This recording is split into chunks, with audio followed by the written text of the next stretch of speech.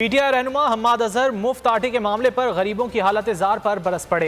हम्माद अजहर ने कहा कि सियासत का खेल खेला जा रहा है, गरीब की कोई बात नहीं कर रहा। उन्होंने सोचा कि आटे का ट्रक चौक में खड़ा करें तो सियासत चमकेगी। आटे की तकसीम के दौरान दर्जनों लोग मर गए। मुल्क में गवर्नेंस नहीं, सिर्फ इमरान खान का खौफ है।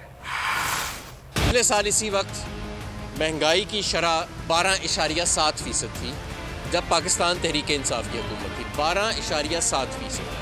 आज पूरे 12 माह के बाद 35.4%।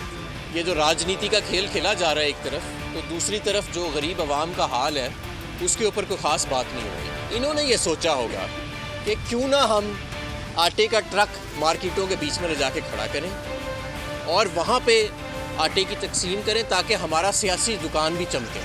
और इन्होंने ये नहीं सोचा कि ये जो जानें चली गई हैं, दर्जनों लोग अपनी जानों से हाथ धो बैठे, 3 बच्चों की मौत हो चुकी है। तो नजर आ रहा है सामने लिखा हुआ है जुल्म मिटने के लिए 2 चीजों से मिटेगा भाई।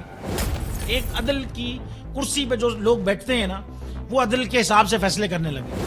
दूसरा, कौम निकल खड़ी उस जुल्म के खिलाफ, तो जुल्म खत्म हो जाएगा। या इन दोनों में से कोई एक चीज हो जाए या दोनों हो जाए।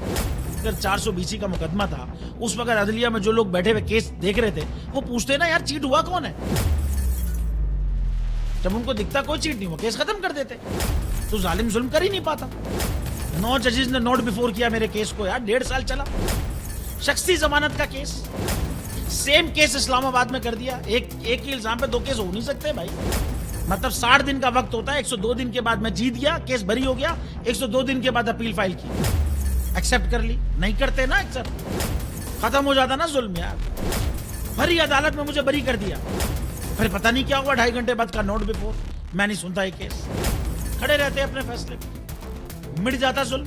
अल्लाह ताला ने बिठाया इन कुर्सियों पे इनको यार, ये अल्लाह ताला की तरफ से फैसले करने हैं। तो या तो ये फैसले आएंगे, जुल्म मिट जाएगा, या कौम खड़ी हो जाएगी जुल्म के खिलाफ।